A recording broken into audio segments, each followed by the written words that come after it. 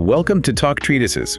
If you are joining us for the first time, this is the place where we don't just skim the surface of the world's most influential texts. No, we really don't. We drag them into the light and we dismantle them. We want to see how they work. We're not here for the Wikipedia summary. Definitely not. We are here for the mechanics, and today we are tackling a giant, and honestly, it's a bit of a ghost. A ghost is exactly the right word. It's a text that feels so familiar to everyone, even people who have never read a page of philosophy or history in their lives. Exactly. It is arguably the most famous manual on conflict ever written. It's a book that has sat on the nightstands of emperors, revolutionaries, Wall Street CEOs. And probably a few college football coaches. I would bet on it for 2,500 years. But I would argue it is also perhaps the most misunderstood book in the canon. We are discussing the oldest military treatise in the world. The Art of War by Sunzi.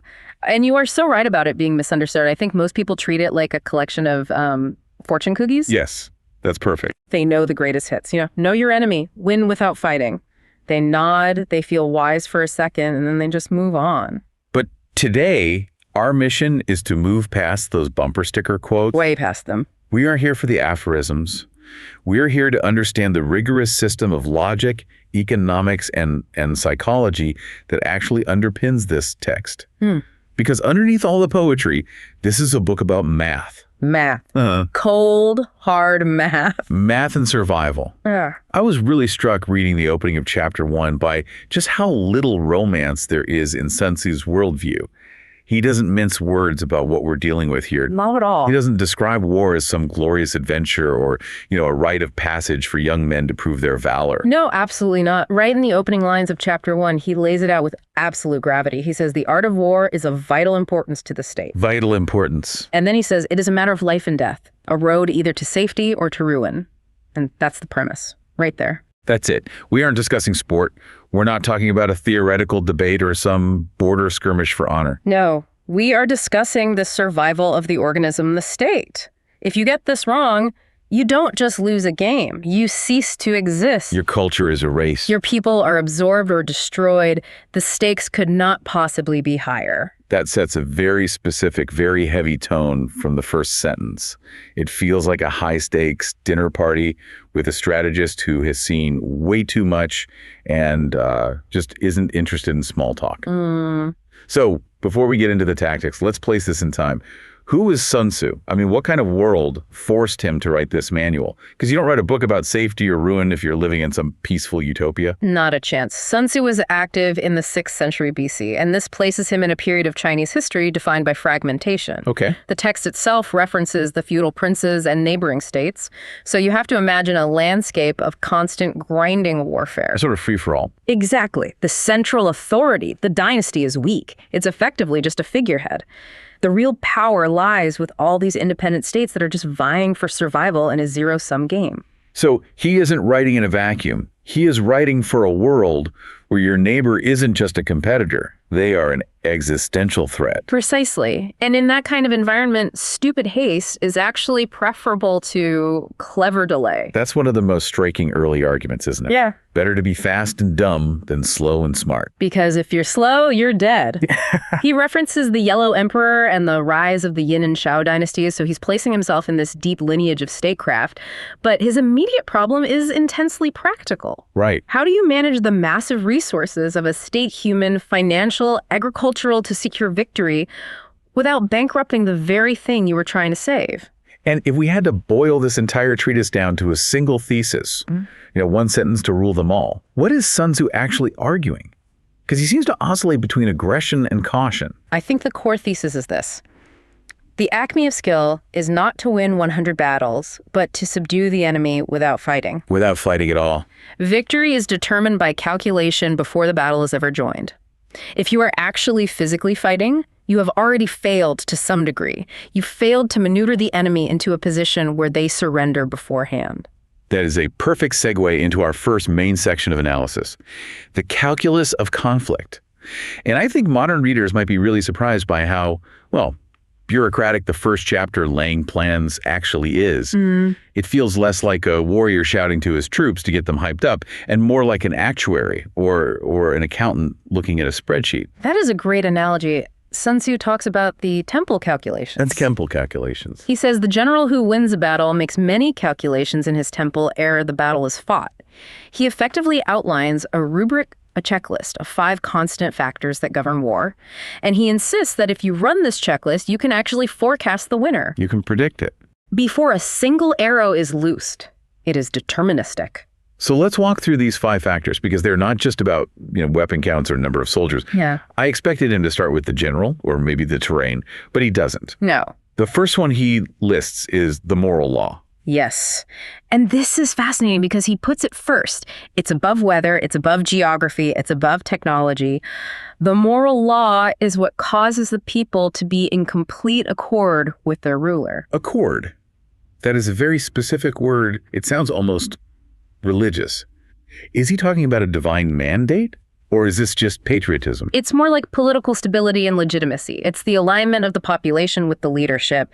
If the people are in accord with the ruler, he says they will follow him regardless of their lives, undismayed by any danger. Wow. If you don't have that political legitimacy, you cannot wage war. It's the foundation of everything. So he is talking about the social contract, really. If the soldiers and the citizens don't believe in the cause or the leader, the whole system just collapses the moment any real pressure is applied. Exactly. Before you count your chariots, before you do anything else, you have to look at your population and ask, are they with me? And if the answer is no? You stay home. If you try to force it, you lose. It's a foregone conclusion. Okay, so moral law is the foundation. What follows that on the checklist? Next is heaven, and then earth.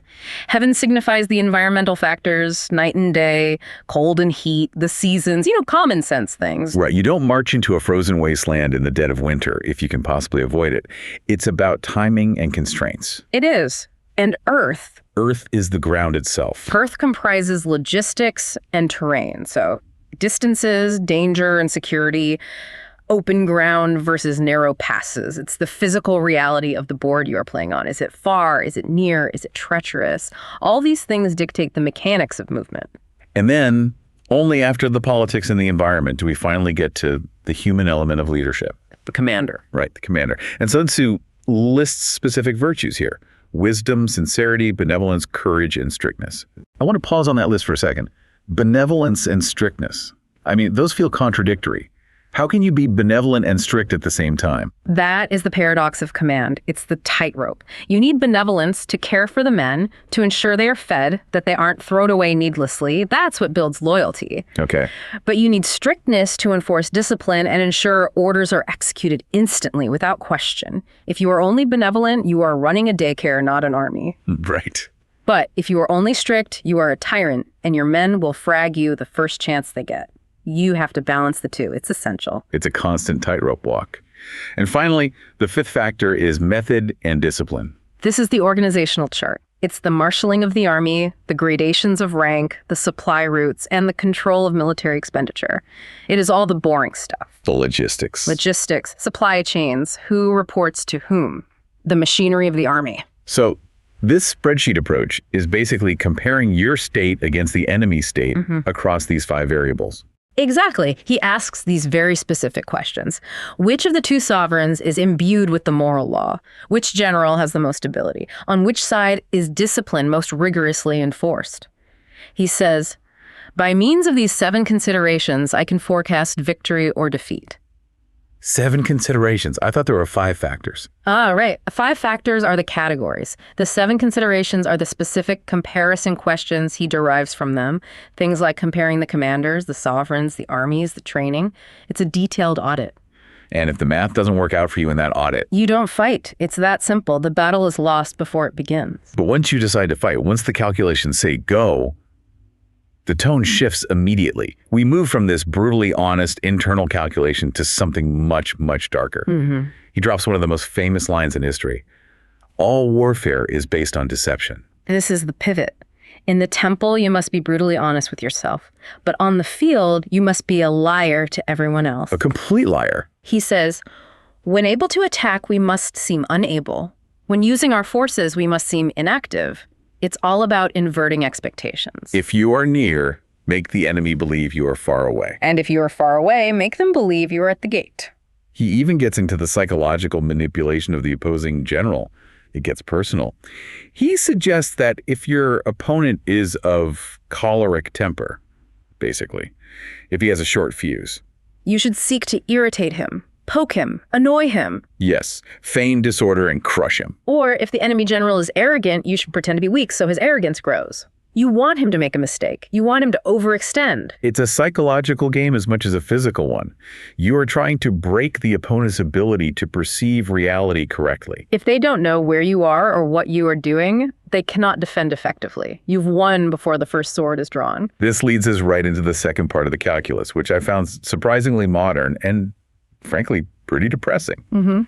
This is the economics of war. Chapter 2, Waging War. I found this section incredibly grounding because he starts talking about specific costs. I mean, he mentions glue and paint. It's incredible. A lot of chariots and armor and the entertainment of guests. It's so detailed. He breaks down the cost of raising an army of 100,000 men. He says the expenditure at home and at the front will reach 1,000 ounces of silver per day. 1,000 ounces of silver a day. That's the burn rate. That is the burn rate, and that burn rate is why he is so obsessed with speed. People often think Sun Tzu advocates for quick strikes because of some blitzkrieg excitement or for glory. No, he advocates for speed because he is an economist.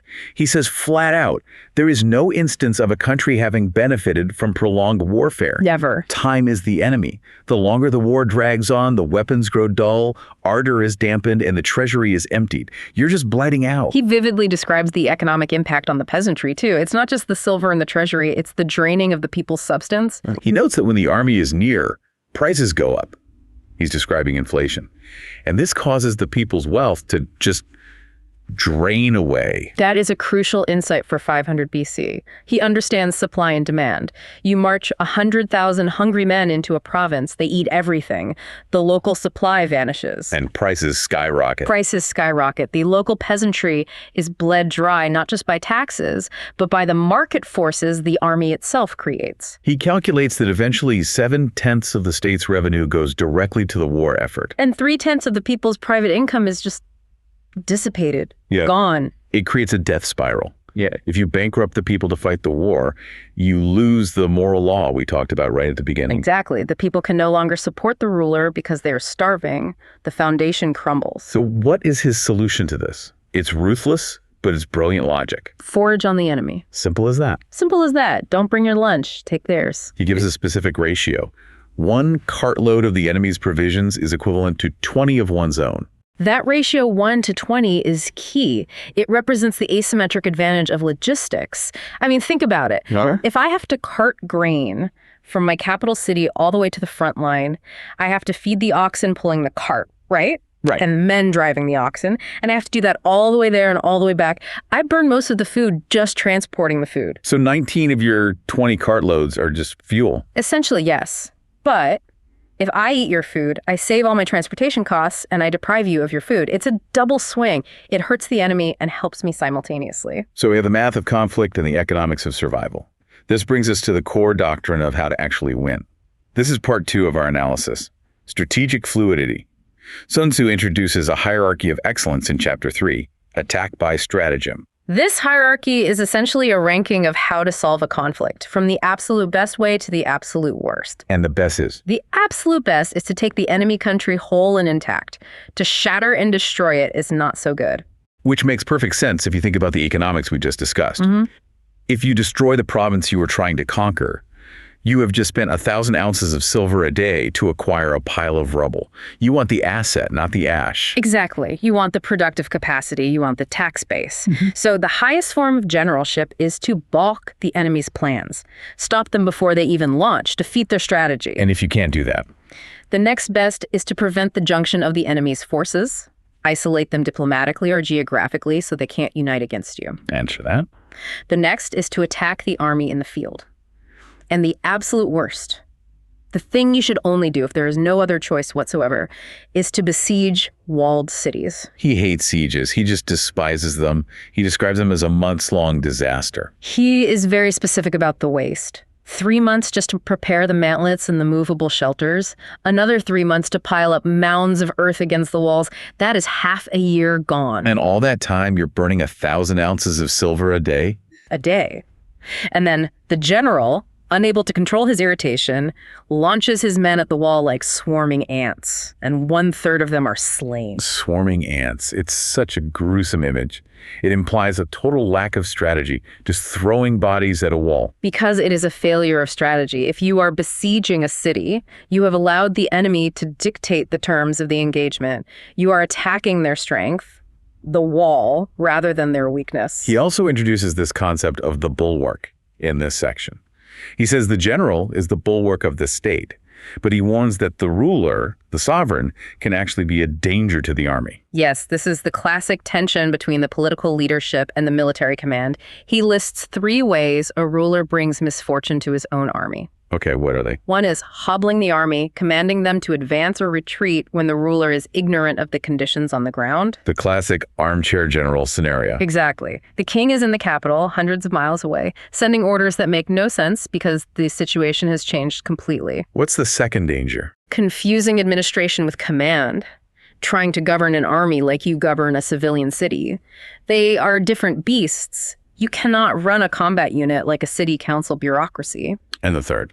Indiscriminately employing officers, picking the wrong people for the wrong jobs because of politics or favoritism, not ability. So for Sun Tzu, one of the 5 essentials for victory is having a general who has military capacity and is not interfered with by the sovereign. That is a bold claim in a feudal society. He is essentially saying, hire the expert and then get out of their way. Trust the professional. He explicitly states, he will win who knows when to fight and when not to fight, and he will win who prepared himself, waits to take the enemy unprepared. It's all about autonomy and preparation. Now let's talk about the central metaphor of the text. You can't really talk about the art of war without talking about water. No, you can't. It is the defining image of his entire strategic thought. In the chapter, Weak Points and Strong, he says, military tactics are like unto water. For water, in its natural course, runs away from high places and hastens downwards. Meaning, you avoid strength and you strike weakness. You go for the low ground. Right, but it goes deeper than that. He says, water has no constant shape. Warfare has no constant conditions. Just as water shapes its course according to the ground it flows over, the soldier must work out his victory in relation to the foe he is facing. So there's no fixed formation, no one-size-fits-all solution. No. This challenges the way we often think about ancient warfare, these rigid phalanxes and straight lines. He is arguing for absolute flexibility. Because if you try to hold a rigid shape, you will be broken. But if you are fluid, like water, you are formless. And if you are formless, you cannot be spied upon. The enemy can't figure you out. He says, "O divine art of subtlety and secrecy, through you we learn to be invisible." Exactly. If the enemy cannot define your shape, they cannot prepare against you. They don't know where the blow is coming from. That brings us to the concept of initiative. He says the clever combatant imposes his will on the enemy. Therefore, the clever combatant imposes his will on the enemy, but does not allow the enemy's will to be imposed on him. This is all about control. You want to be the one pulling the strings. You want to manipulate the enemy to appear at points where you want them. You hold out bait to make them march. You inflict damage to make them retreat. You want the enemy to be reacting to you constantly. Because if they are reacting, they are predictable. And if they are predictable, they are dead. This connects directly to the idea of energy and momentum. He distinguishes between direct and indirect methods. The Cheng and the Qi. The direct method is the one used for joining battle, the frontal engagement, the obvious attack. But the indirect method is what's needed to secure victory. The surprise. The surprise. He compares it to music or color. There are only 5 musical notes, but their combinations are endless. There are only 5 primary colors, but when you mix them, they produce more hues than can possibly be seen. So the direct force is what pins them down. The shield wall, the main body, and the indirect force is the flank, the ambush, the maneuver that actually ends the fight. And when you execute that indirect attack, you need momentum. He uses this incredible analogy of a round stone rolling down a mountain thousands of feet in height. That is energy. It's potential energy. Converted into kinetic destruction. When you strike, it shouldn't be a push, it should be an avalanche. Overwhelming and unstoppable. He also talks about simulated disorder. This part is tricky. He says, simulated disorder postulates perfect discipline.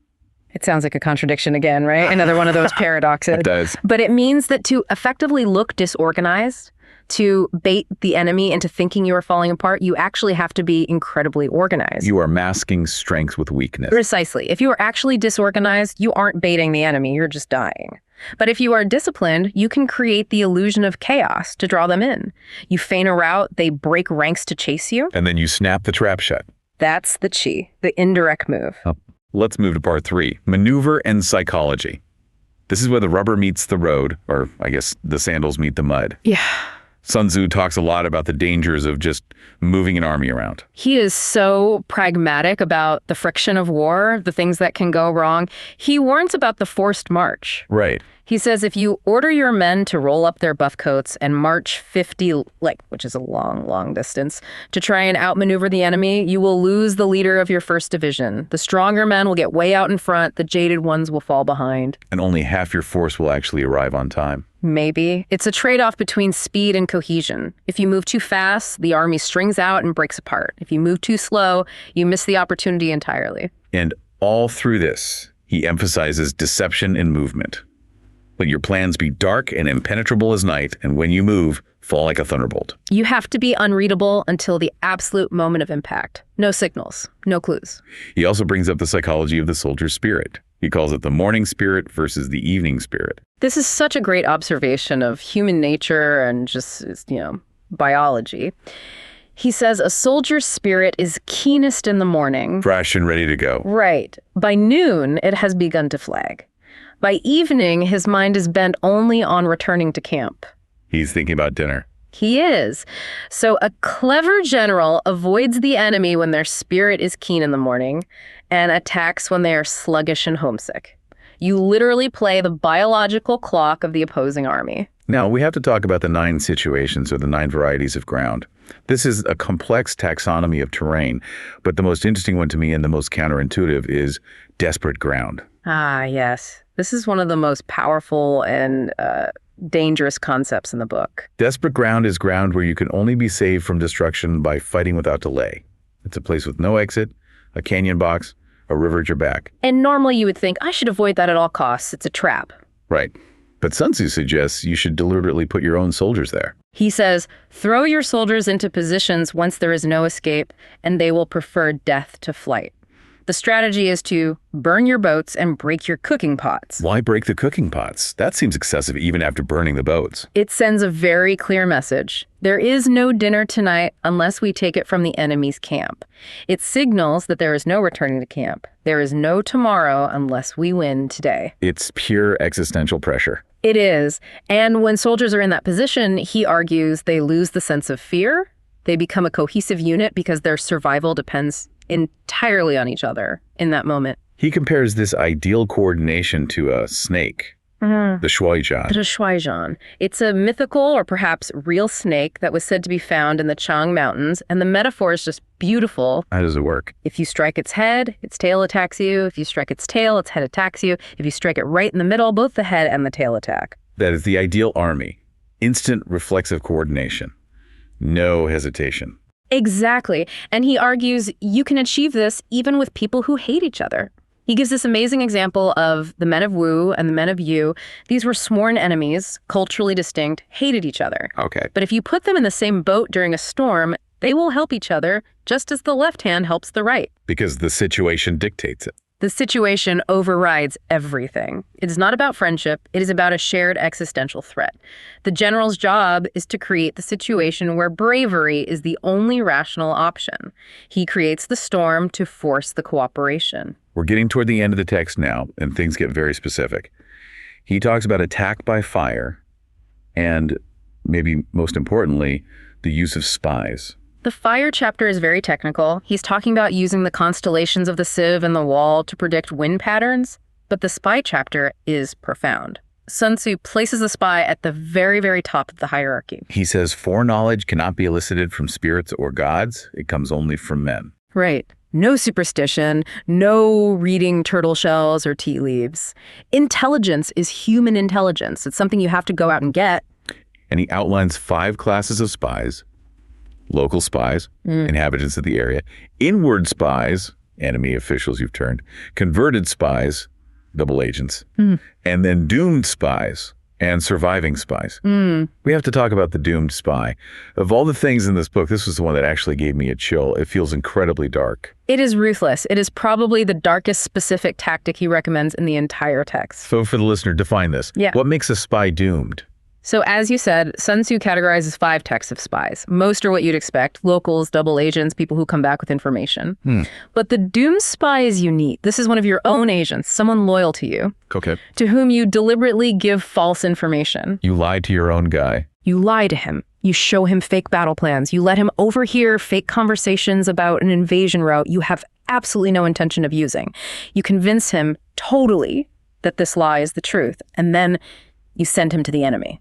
Knowing he will get caught, or hoping he will. Hoping he gets caught, or at least knowing that if he is caught, he will crack under torture. And when he cracks, what is he going to tell the enemy? A lie.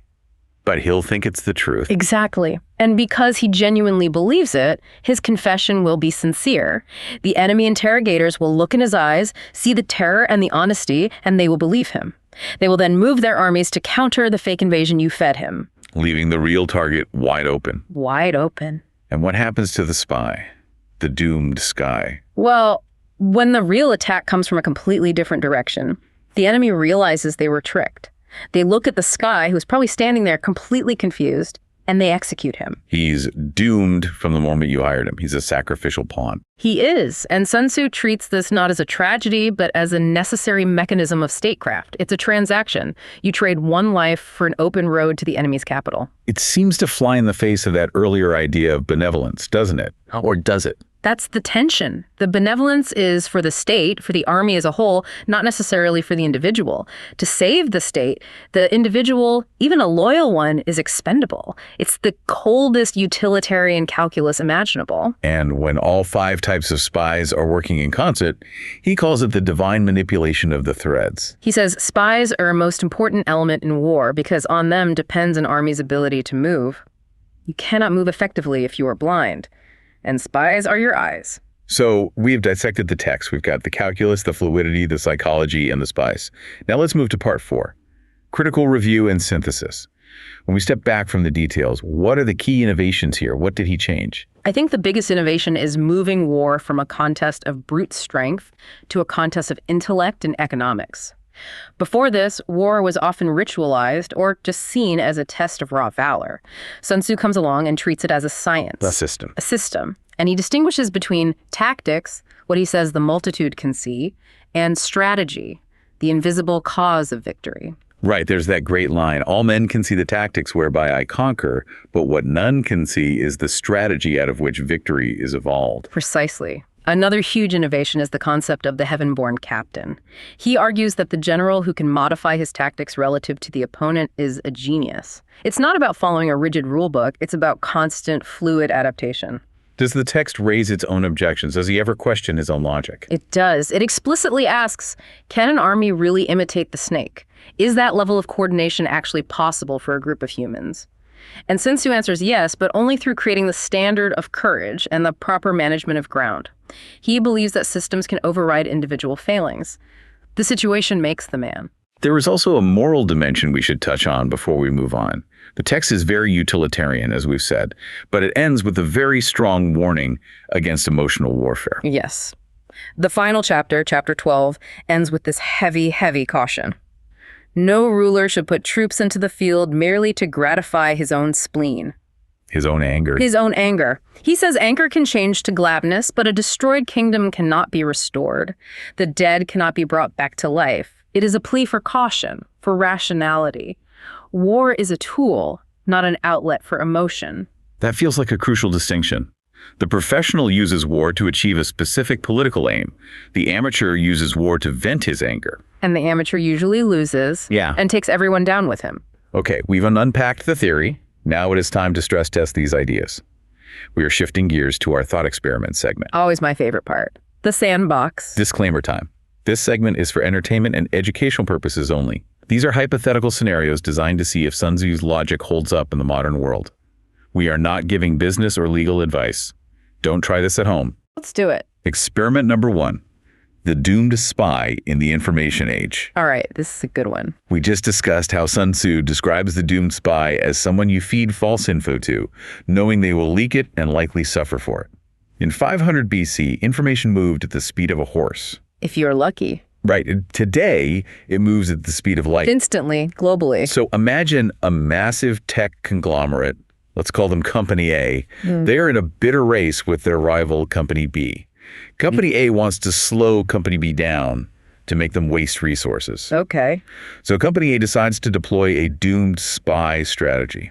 They hold a top-secret internal meeting about a revolutionary new product, let's say a quantum phone battery that charges in 10 seconds. They produce fake schematics, fake roadmaps, fake supplier emails.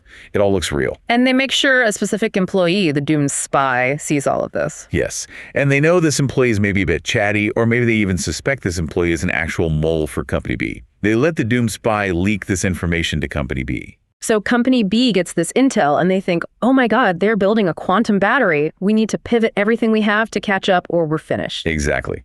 Company B spends billions on R&D, hires expensive specialists, and burns massive resources chasing a phantom technology that doesn't exist. Meanwhile, Company A is just improving their standard lithium-ion battery by 5% and crushing the market with the real product. This is a classic application, a perfect modern parallel. But here is the stress test. In the digital age, the doomed spy might not be a person. It could be a leaked document on a server. It could be a misplaced USB drive. Sure. But the risks, Sun Tzu says, if a secret piece of news is divulged by a spy before the time is ripe, he must be put to death.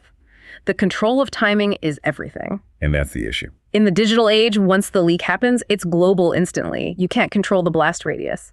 If Company A leaks this fake battery tech, their own shareholders might see it and bid the stock up based on the lie. And then, when it turns out to be fake, the stock crashes, and the SEC launches an investigation for market manipulation. So the doomed spy strategy in the modern world risks creating dispersive ground back at home. You might confuse your own investors, your own moral law, while trying to trick the enemy. Exactly. The interconnectedness of modern information makes the isolation, which is required for the doomed spy to work safely, so much harder.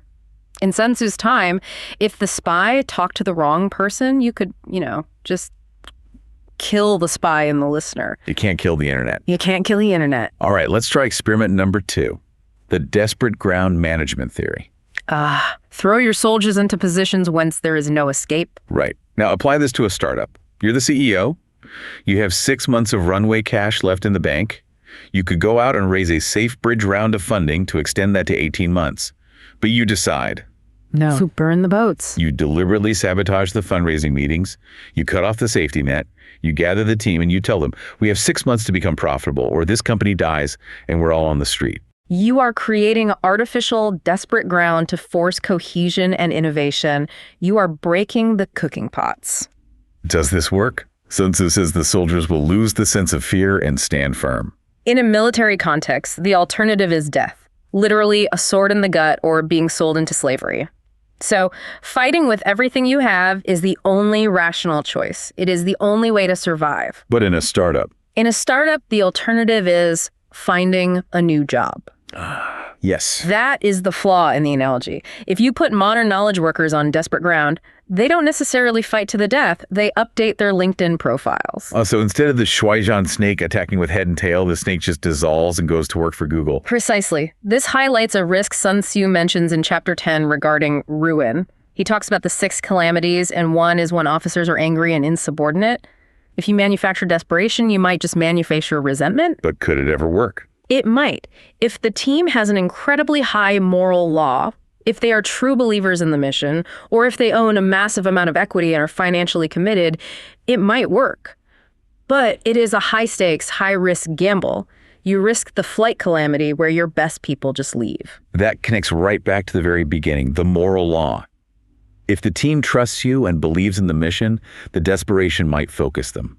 If they don't trust you, the desperation just breaks them. Which proves Sun Tzu's point all over again. The calculation happens in the temple before the battle. You have to know your team's moral law score before you even think about trying the desperate ground tactic. If you skip the calculation, you get the ruin. Fascinating.